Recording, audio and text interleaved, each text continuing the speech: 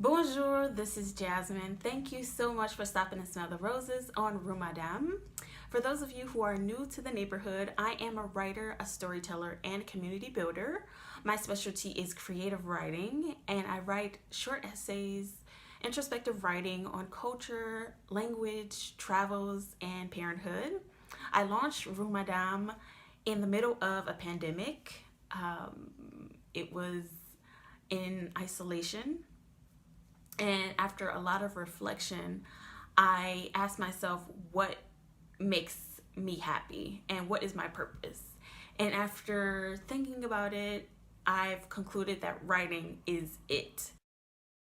And instead of asking to be a writer, waiting for someone to hire me to be a writer, I am hiring myself and I am doing it myself with your help. Thank you so much to my patrons who support me and validate my work. Thank you so much.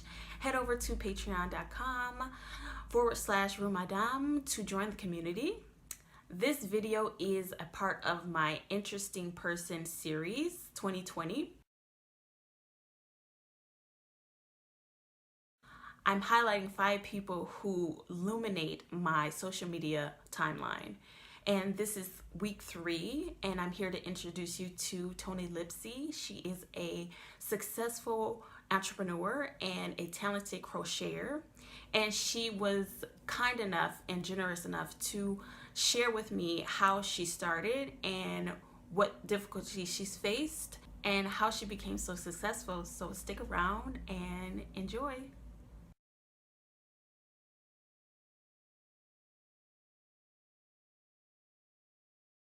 Okay, so let's get right to it.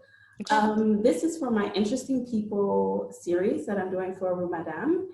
Mhm. And I chose you because Teal Yarns, I get your newsletters all the time. I thought it Yeah. so cute and interesting. And I Aw. bought one of your hats, I don't know, maybe 2 or 3 years ago when I was visiting Michigan.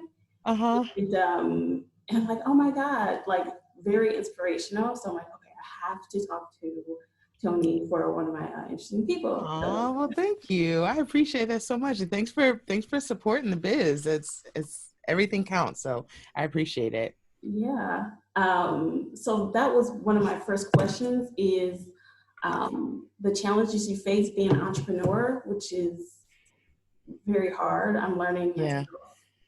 I think probably one of the biggest challenges is just like figuring it out as you go. Yeah, There's a lot of people out there that call themselves coaches or, try and give you really good advice, but being an entrepreneur is really about kind of going through the mud and taking your lumps and just making all the mistakes, and then hoping at the end of the day that you've made a little bit of money and you can still support your family. yeah, You definitely learn as you go, and that can be a little bit frustrating because you'll play around with different ideas and you'll try things and sometimes it really just doesn't work, but once you finally get that one thing or that series of things that works, that's all the motivation that an entrepreneur needs to keep going. So you take your lumps, but in the end it's usually worth it. did you have any ideas of other businesses that you tried and failed or tried and it didn't work as well? I actually didn't have any intention in life of being an entrepreneur at all. At Wow. all. Like I went to college, I got my degrees, I got married, I got a day job. Like that was the plan, was to work, collect my paycheck, collect my benefits, retire one day, and Right. just like the traditional track was what I Because was we always on. think like our parents or what. Yeah. Yeah. Yeah, we were always encouraged, like, go to school, get an education, get a really good job, and like be in that job forever, and just continually make money. Because there's a lot of security in that, in Yeah. going to work and knowing every 2 weeks that you've got a check coming. This is this is not, the most sustainable and like consistent way to make money as an entrepreneur, but you get by. I didn't try any other types of businesses. I actually came into this just looking for a craft to do, because in 2010, when I graduated from college, I couldn't find a job. We're in the middle of the biggest recession of Right. our Yeah. generation, and there was nothing. I was in a new city, I was newly married, just a lot going on, but couldn't find work. So I was just looking for a hobby, and that hobby eventually turned into a job.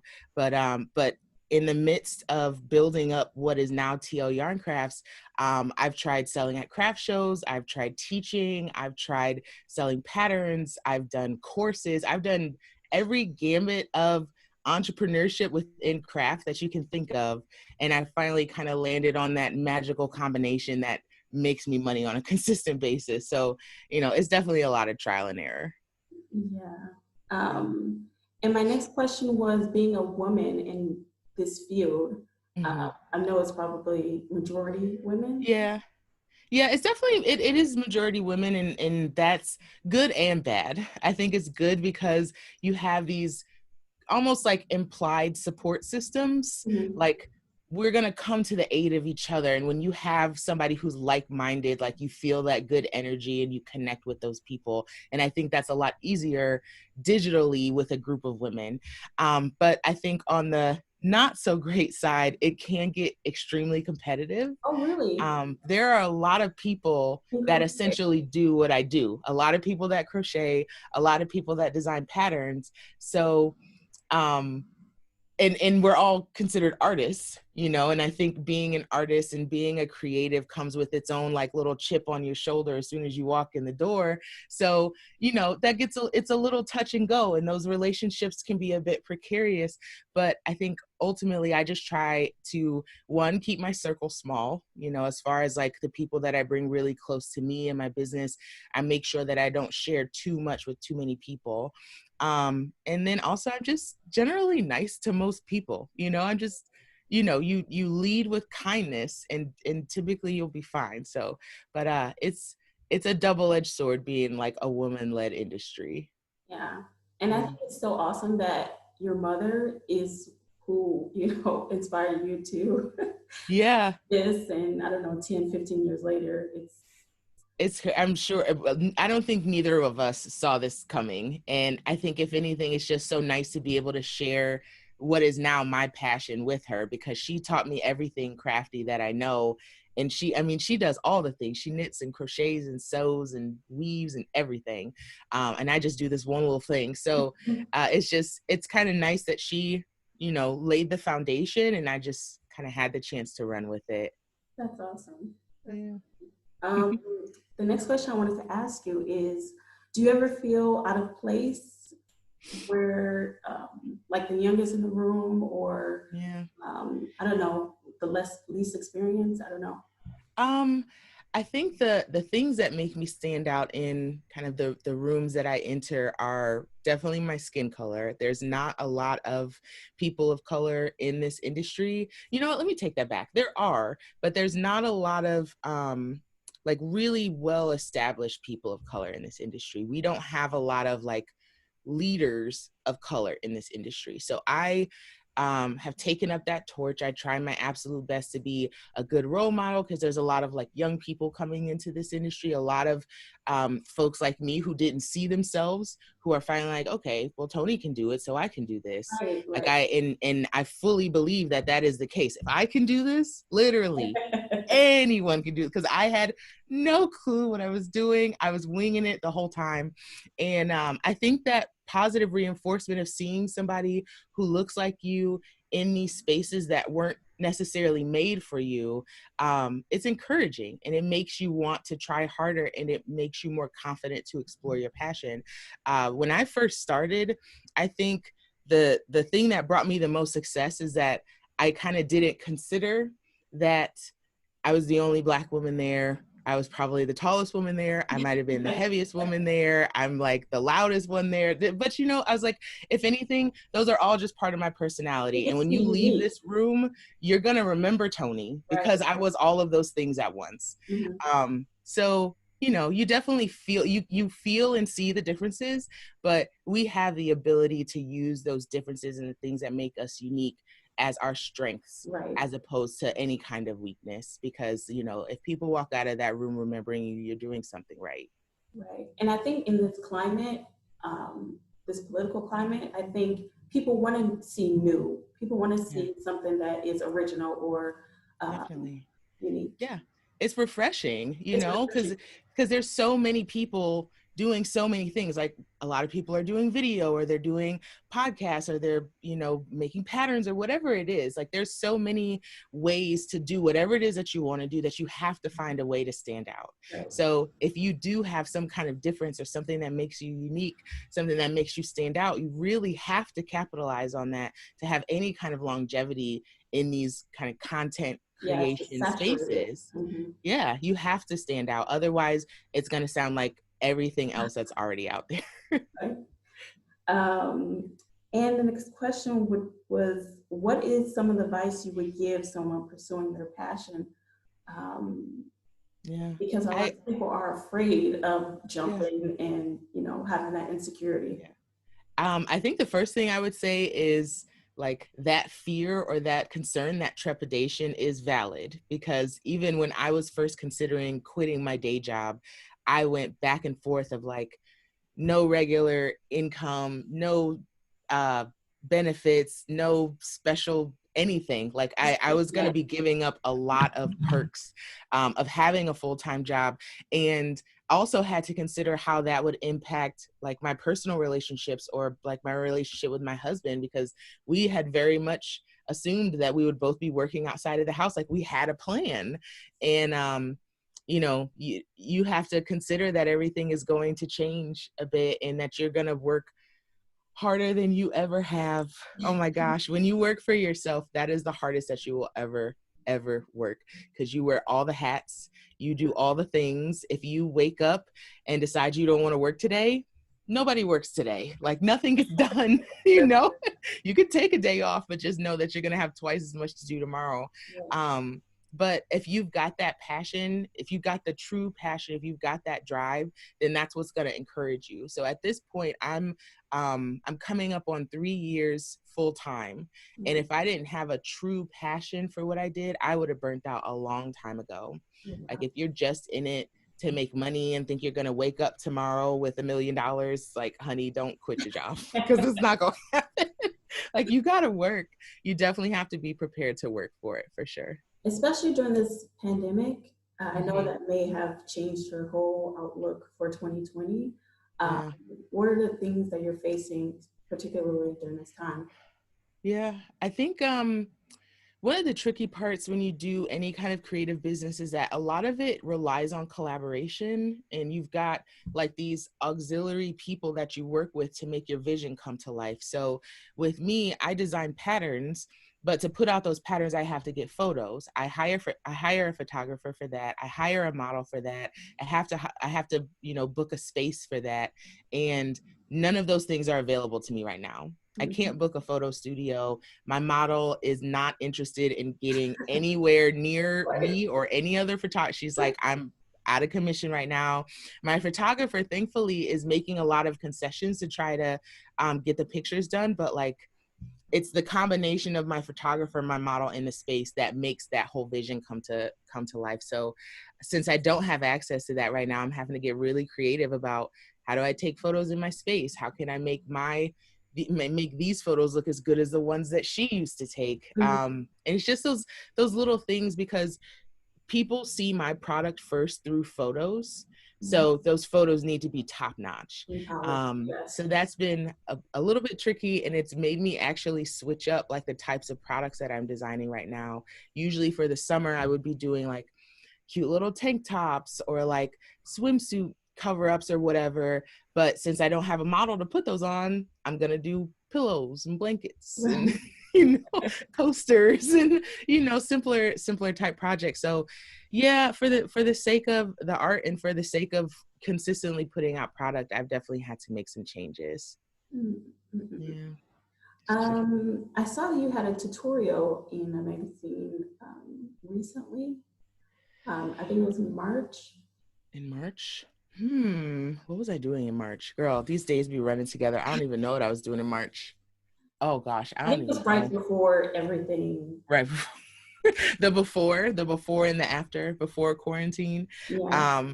No idea, but I've been very fortunate to have like tutorials and videos show up and do a lot of collaborations with companies, which has been really fun. And that's one thing that's nice about the quarantine, is like Yes. those companies are looking for collaborations. They're looking for they're looking for creatives like us to make content for them, to use their products and to share as much as possible, because there's a lot of people getting into craft right now because they've got so much free time. And I think, you know, kind of the silver lining in this with somebody like me is my business is based on making and educating. So I want people to buy patterns and make products. I want people to watch my videos and learn something new. So since we've got all this free time, you know, no time like the present. So I really kind of have the opportunity to capitalize on that, and companies and businesses kind of supporting what I'm doing really makes that a lot easier and kind of gets me in front of a new audience, which is nice. And you teach, was that always something that came easy to you? Because I taught English, and when I Mhm. first got in front of people, I was Yeah, really afraid. And I don't really. know if it's something that's your personality or something you have to just work at to get Yeah. comfortable. Um, I am not a natural teacher, if that makes sense. Like, I don't feel like I can just wake up in the morning and like I teach and that's what I do. Like, I think the combination of passion and then also being able, like, when you're teaching somebody how to do something with their hands, it works better in small groups, and I teach better in small groups. And I think I can kind of hide behind that a little bit when I teach, because honestly, you get me in front of a whole bunch of people and I start talking really fast and I'm like out of breath, even standing still. And it's a little tricky. There's some like speaking engagements that I've done before, and you can tell I'm a little bit nervous. But when it comes to actually teaching, since I do have a true passion for crochet and I really love that moment when somebody finally gets it when you're teaching them, that really reinforces the whole thing for me. So I'm really good in small groups, but big groups are definitely a different story. I know I was listening to one of your videos. I'm like, okay, she's speaking another language. These little words, it's like a jargon that you have to really be inside of the world to understand. Yeah. Yeah. It saying that it's another language is super accurate, because like the majority of crochet, like all the patterns are in abbreviations and the language is very specific to the craft. Like if somebody says, you know, do a bobble, chain 3, skip 4, like I know what that means. I know what that means, but it literally doesn't mean anything to anybody else, you Right. know, so you kind Right. of have to be in it. You have to be in it to know for sure. But you know what, but the nice thing about it is you can teach it, like you can learn it, and it's actually pretty simple. So it's one of the nice things, and one of the challenges that I love about doing tutorial videos is how can I make this thing that feels like another language, that feels very foreign, how can I make that easy to understand, to remember, and to Mm. actually do.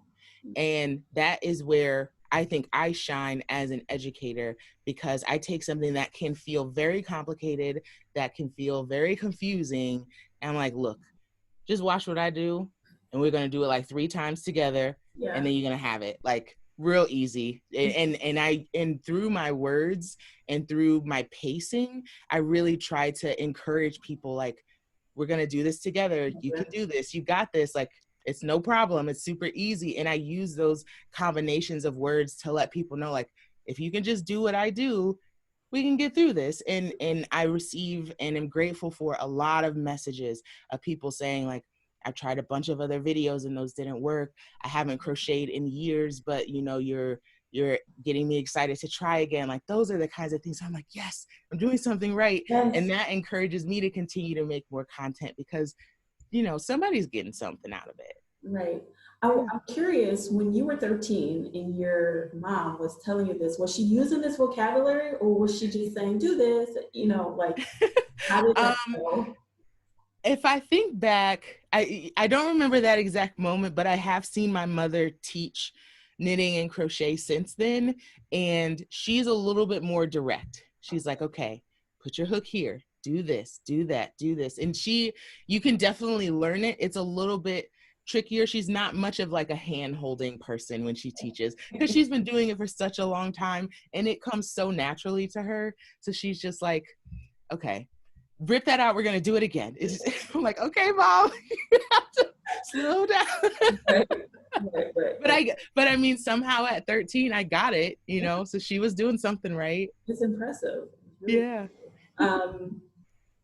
and also, I wanted to know,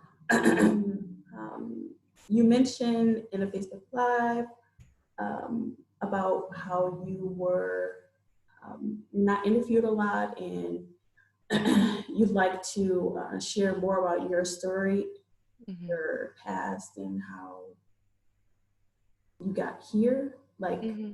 and also you wanted to talk about what people at home can learn. Definitely. Yeah, I think my story is very, very simple and very straightforward. I think crochet came back into my life in a time of, you know, just needing to fill a void, not unlike where we are right now. Like at that time when I picked crochet back up again, it's because I couldn't find work and I was home and I was feeling a little bit, you know, a little bit worthless and a little bit just stagnant, and I needed something to make me feel like I've accomplished something.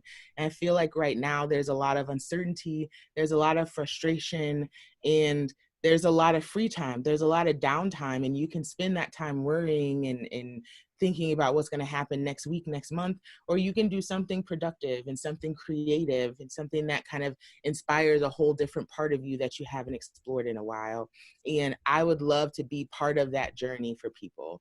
Crocheting is something that not only I do for work, but it was an original passion and hobby for me. So, you know, for folks that want to explore that, want to try something really simple and, you know, just finish a quick project and be like, okay, I did something good today. For And, you know, beginners, what would you tell them to start with? Just a small, I don't know, a mitten or. yeah, I think probably the best thing to start with, like I always encourage beginners to start with things shaped like rectangles. So that's blankets, that's scarves. You can even make a hat as a flat rectangle and then seam it up and make it a hat. So like those simple flat projects are a great way to practice techniques, practice stitches, and really make sure you got the hang of things. And then you can move on to adding additional colors or working in the rounds or doing shaping and all these other things that aren't necessarily advanced techniques, but you probably don't want to start with because it can be a little bit confusing. But yeah, anything that's a rectangle, and I've got tons of patterns like that. You can literally make an entire cardigan out of rectangles. This sweater right here, all rectangles, whole Oh, thing. wow. Super simple. So like the pieces are larger because you've got a whole torso and everything. But once you get in the groove of the project, it basically works itself. So definitely don't feel intimidated by a larger project. Like there's some people who might assume like, you know, you want to start with a washcloth or something. You don't have to. You can make a cardigan right out the gate. Why not? Who says you can't, you know? So do whatever feels good. I think, you know, there's no reason not to jump in with both feet. So I've got tutorial videos, I've got patterns. I'm always accessible by email if people ever have questions. You know, I'm always here to help. Okay. And I don't want to keep you too long. Is there anything else you want to share with the audience Yeah. about your future plans and anything coming out soon? Sure.